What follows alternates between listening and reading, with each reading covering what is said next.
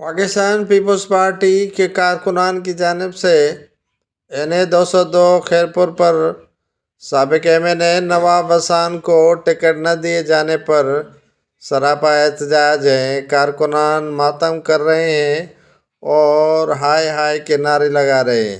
یہ آج چوتھا روز ہے جب سے پاکستان پیپلز پارٹی کی قیادت نے تمام قومی و صوبائی اسمبلی کی نشستوں کے ٹکٹس جاری کیے ہیں۔ تب سے NA-202 پر جیلانی خاندان و حسن خاندان کے افراد میں شدید اختلافات پائے جا رہے ہیں۔ پاکستان پیپلز پارٹی کے سابق MNA نواب حسن کے حامی سراپا احتجاج ہیں اور یہ احتجاج نواب حسن کو ٹکٹ دینے کے لیے کیے جا رہے ہیں۔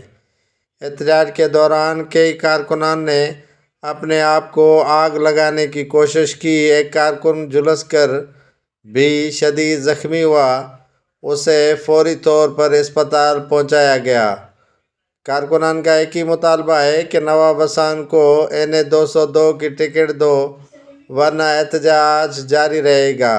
پاکستان پیپلز پارٹی کی قیادت کو چاہیے کہ وہ نواب حسن کو ملاقات کے لیے طلب کر کے ان کے خدشات دور کرے۔